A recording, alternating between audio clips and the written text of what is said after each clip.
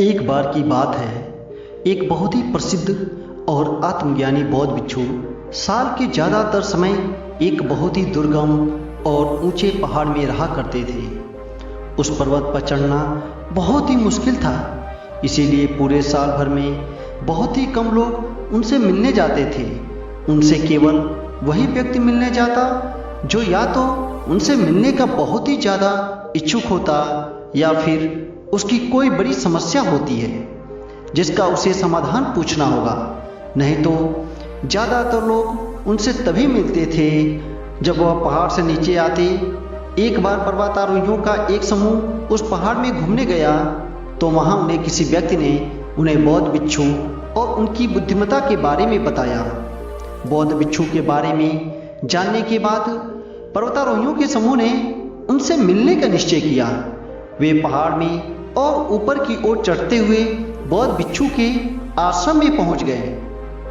बौद्ध भिक्षु ने उन्हें देखकर पूरे सम्मान के साथ उनका अभिवादन किया और बैठने के लिए कहा। कुछ देर तक बैठने के बाद उन लोगों ने अपनी सारी समस्याएं बौद्ध भिक्षु के सामने रखने का विचार किया, लेकिन उनमें इस बात को लेकर बहस होने लगी कि पहले अपनी समस्या कौन बताएगा। सभी बोल रहे थे, मेरी समस्या सबसे बड़ी है, इसीलिए मैं अपनी समस्या का समाधान पहले पूछूंगा। धीरे धीरे उनकी बहस करने की आवाज़ ऊंची होने लगी और वहां चारों तरफ जोर से ध्वनि होने लगा। यह देखकर बौद्ध भिक्षु चिल्लाए, तुम सभी शांत हो जाओ, मेरे पास इस समस्या का समाधान है।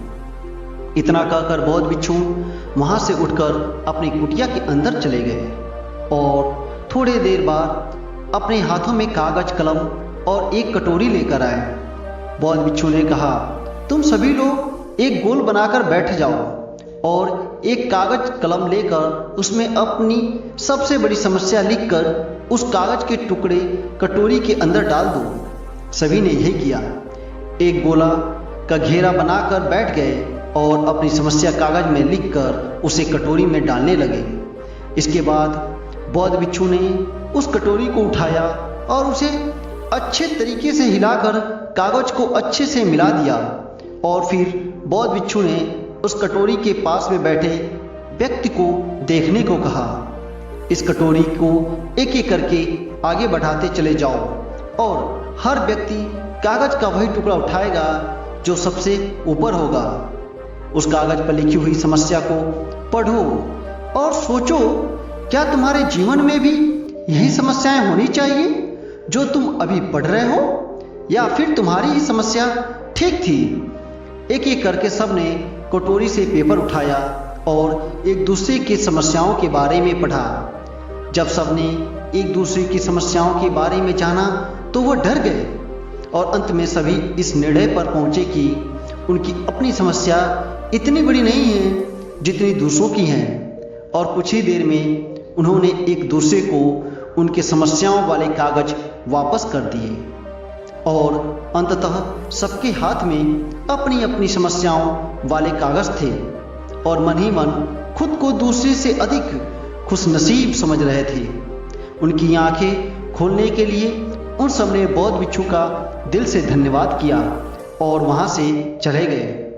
दोस्तों, हम सबको अपना अपना दर्द बहुत बड़ा लगता है, लेकिन कुछ कहानियां ऐसी होती हैं जो हमें एकदम से छोटा महसूस करा देती हैं। हमें समझ आता है कि हम जीवन से कितनी शिकायतें करते रहते हैं और थैंकफुल होना पूरी तरह से भूल ही जाते हैं। अगर हम अपने आसपास ध्यान से देखें तो हम पाएंगे कि हर इंसान यही सोचता है कि उसकी समस्या सबसे बड़ी है, वही है जो इतनी सारी समस्याओं से जूझ रहा है, उसकी ही किस्मत खराब है। लेकिन अगर हम दूसरों की समस्याओं को देखें, उन्हें ध्यान से सुने, तो हमें हमारी समस्या बहुत छोटी लगने लगेगी।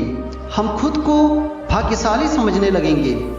अक्सर हम छोटी छोटी समस्याओं को लेकर अपने जीवन, अपनी किस्मत को कोसते रहते हैं, जिनमें से ज़्यादातर समस्याएं तो ऐसी होती हैं जिन्हें हम थोड़ी सी मेहनत और दिमाग लगाकर समाप्त कर सकते हैं, लेकिन हम उसके लिए हमेशा शिकायत करते रहते हैं। अगर किसी इंसान का वजन ज़्यादा है तो यह उसके लिए एक समस्या है।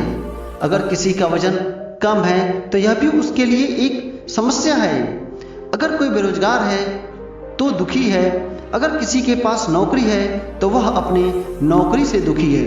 और ऐसा सिर्फ इसलिए है क्योंकि जो हमारे पास है हम उसे स्वीकारते नहीं हैं। हम उसे नकारात्मक दृष्टिकोण से देखते हैं और उसमें कमी निकालते रहते हैं और दुखी होते रहते हैं। इस दुनिया में ऐसा कोई इंसान नहीं है जिसके जीवन में समस्याएं नहीं हैं, और ऐसा भी कोई दिन नहीं आने वाला है जिस दिन हमारे जीवन से हमारी सारी समस्याएं समाप्त हो जाए या ये सारी कमियां समाप्त हो जाएं।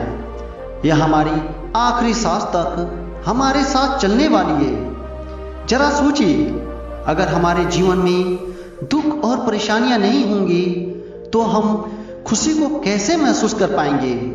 हम माने या ना माने, परेशानियां हमारे जीवन में एक हिस्सा हैं और हम इनसे भाग नहीं सकते। हमें इनका सामना करना ही पड़ेगा। किसी समस्या का सामना करने का पहला नियम यह है कि हम इन्हें दिल से स्वीकार कर लें और फिर उनके समाधान के लिए उचित कदम उठाएं, क्योंकि प्रॉब्लम से बचने का केवल एक ही तरीका है कि उन्हें सॉल्व कर दो। दोस्तों, मुझे उम्मीद है आपको इस वीडियो से कुछ सीखने को जरूर मिला होगा। और अंत में फिर याद दिला दूं, अगर आपको यह कहानी अच्छी लगी हो और आपको कुछ सीखने को मिला हो तो चैनल को सब्सक्राइब करें और वीडियो को लाइक करना ना भूलें। धन्यवाद दोस्तों।